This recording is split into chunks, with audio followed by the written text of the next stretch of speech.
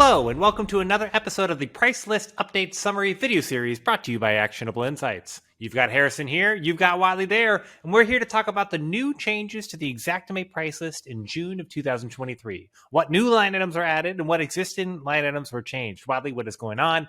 You and I have been hard at work on the actionable profile front, making sure that all the estimating guidance in the actionable profile is up to date. In fact, we already have new alerts providing estimating guidance around some of the topics we're going to change. Some of the topics we're going to talk about today in June's changes. So, without any major ado, let's jump right into the June 2023 changes to Xactimate's price list. Okay, boom, there it is. You might see a very large blank screen because there were no new line items added to the price list in Xactimate in June 2023. This does happen from time to time. While we see sometimes there's no new line items in a month. Yeah, like once a year. Obviously, there are other things being worked on and focused on. So no new line items going on added to the Xactimate price list this month. So let's go ahead and jump right to the next section where we talk about what existing line items change. So first off, on the left, we have May 2023. On the right, we have June 2023. And we have some changes from line items. So the first one we talk about is CAB CTWF. This is the add-on for a waterfall countertop. This is a brand new line item from last month, May 2023.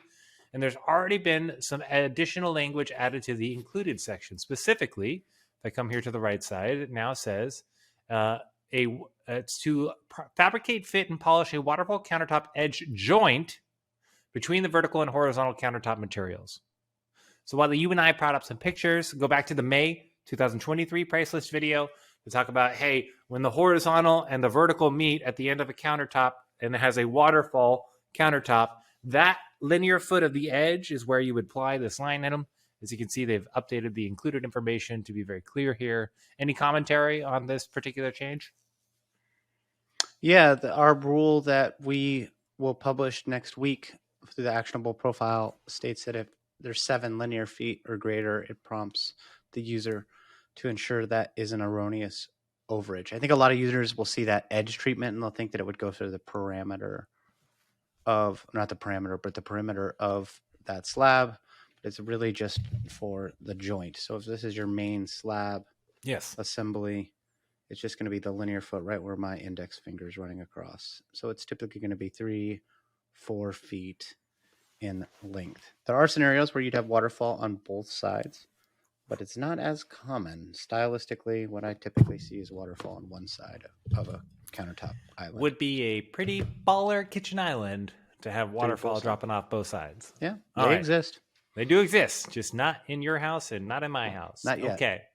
Let's see here. Next, 1/2 mildew-resistant drywall, 1/2 green board drywall. So we've seen some changes here where they've updated where this kind of green board line items are supposed to be applied. And specifically, the new sentence that is added is right here in the June price list where it says, this type of finish for the mildew-resistant or the green board is typically goes in when the area is going to be covered by tile or shower panels. Now, you and I pre-call had some conversations about this, so I want to highlight, what they're saying is, hey, green board and goes into wet wall areas where you're going to put tile, where you're going to put My shower ideas panels. about it have evolved even since you and I have spoke about it. I think what they're saying is it's about hung, taped, ready for texture. They're just saying that finish is smooth enough where you could apply tile to it if you were so inclined. So that's really what this clarification statement is likely exist to do. It's not really talking about where you would put the green board or the mildew-resistant drywall. It's just like what texturized finish. Because what you and I had previously talked about is that you have seen green board go in throughout an entire bathroom, for example, in preparation for being mildew-resistant. It's pretty common. High-end builds use green board in their bathrooms. Anywhere within 4 feet of a wet wall, some municipalities call for that as a code upgrade. And actually, I agree. I think you're right that the proper take on this change is more around, hey, this would not need to necessarily be finished like other drywall because you're going to be applying tile or shower panels. Yeah.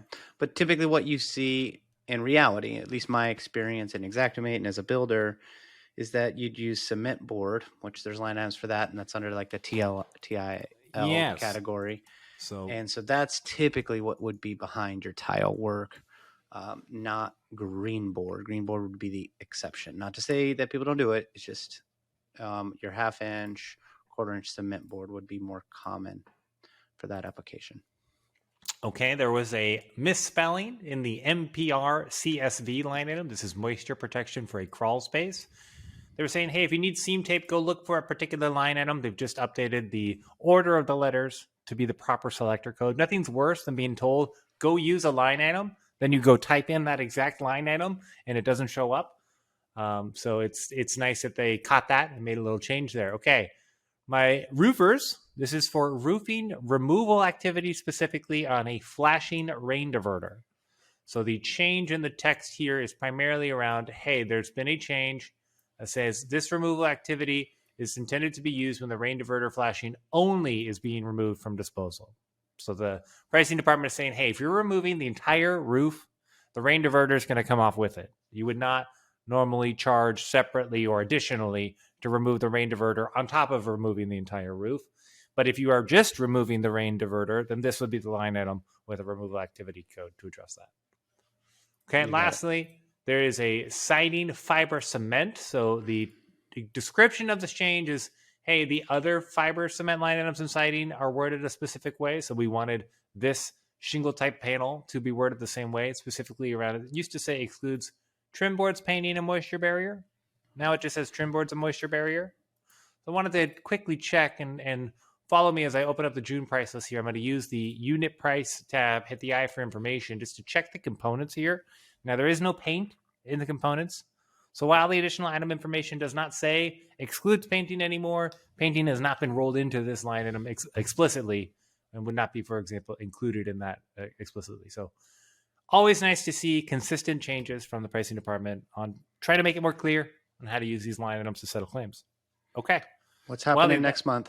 Next month is July. Let's take a look at the items for future line items.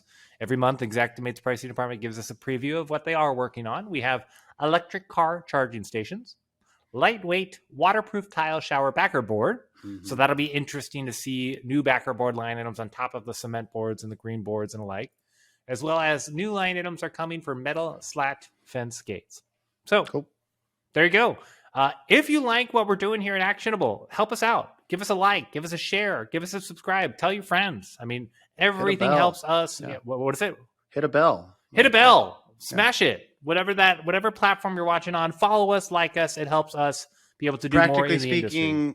Folks, we are really close to being able to remove ads from YouTube, which is all we want to do. We're not looking to monetize it. So just with a few more subscribers, we can turn ads off on our content, which will just help you guys consume it unencumbered. So help us help you. Love it. All right. In the meantime, enjoy settling those claims out there. Keep building.